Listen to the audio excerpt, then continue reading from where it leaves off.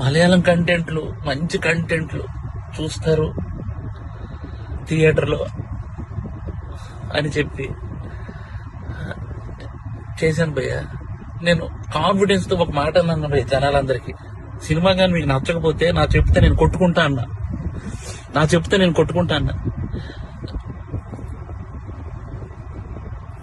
నా చెప్తే నేను కొట్టుకుంటానంటే కూడా జనాలు రాలేదు భయ్య. నాకు అర్థం కావట్లేదు ఇప్పుడు జనాలు రావట్లేదు అని అంటే ఏంటి అర్థం? ఒక పని చేస్తా భయ్య, నేను ఇలా కాదు, నేను మలయాళం ఇండస్ట్రీకి డైరెక్ట్ వెళ్ళి అక్కడే సినిమా తీసుకొని ఒక తెలుగు ఆడియన్గా ప్రూవ్ చేయడానికి వస్తాను భయ్య. నేను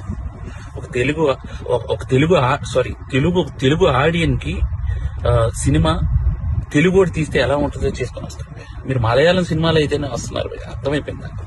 అంటే పరభాష చిత్రాలు కంటెంట్ సినిమాకి ఒక్కసారి వెళ్ళి బాగాలేదంటే నేను ఒప్పుకుంటా భయ్య.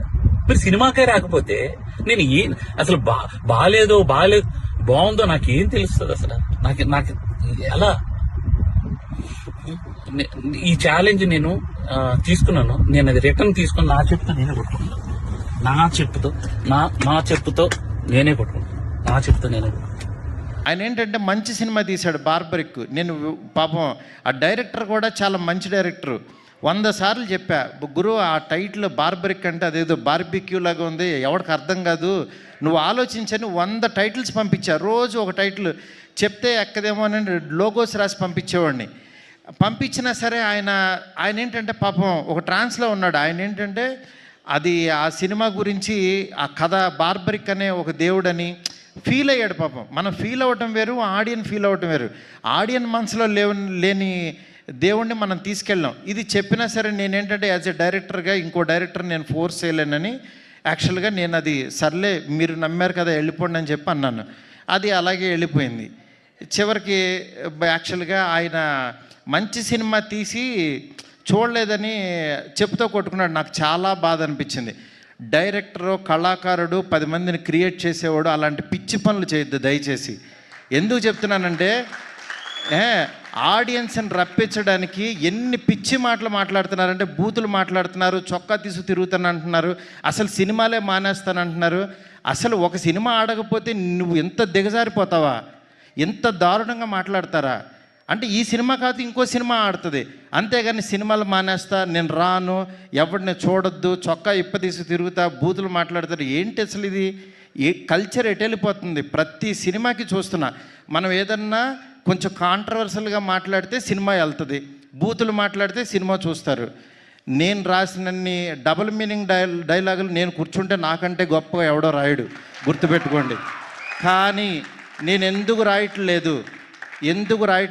బస్ స్టాప్ అనే సినిమాతో ఆపేశాను నేను. ఎందుకు రాయట్లేదు? డబ్బులు సంపాదించడం నాకు రాదా?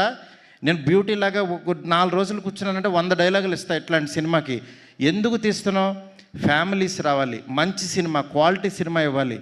ఈ రోజుల్లో బస్ స్టాప్లో డబుల్ మీనింగ్లు, బూత్ డైరెక్టర్ అనేవాడు 400 కోట్లతో రాజాసాబ్ తీస్తున్నాడు. వాడి ఎదుగుదల చూడండి, వాడి గ్రాఫ్ చూడండి, వాడి కెరీర్ చూడండి. నేను అది చెప్తున్నా. ఊరికినే డైరెక్టర్లు అయిపోరు. ఊరికే పాన్ ఇండియా స్టార్ వచ్చేసి ఒక ఫ్లాప్ సినిమా తర్వాత పిలిచి ఎదురుగుండా కూర్చోబెట్టి సినిమాలు ఎవరు ఇక్కడ? ఊరికినే సినిమాలు ఇచ్చారు అని అంటే ప్రభాస్ వాళ్ళ మనసులో నేనున్నా. మేమిద్దరం ఎంత ప్రేమలోనో నాకు తెలుసు.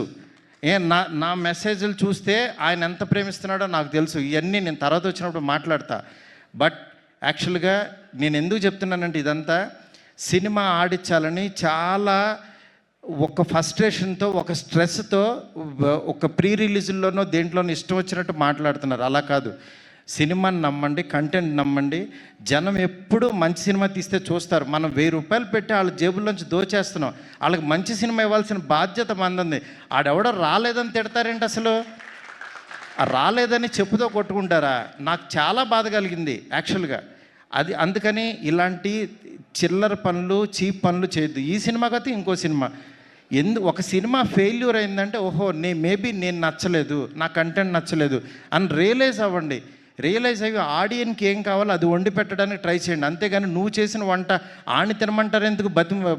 ఫోర్స్డ్గా ఆ పనులు చేయొద్దు దయచేసి. డెఫినెట్గా ఈరోజు బ్యూటీ మీకు ఆకలి టైంలో కూడా ఎక్కువ మాట్లాడాను, ఎందుకంటే ఇది అవసరం, అందుకని చెప్పి నేను మాట్లాడాల్సి వచ్చింది.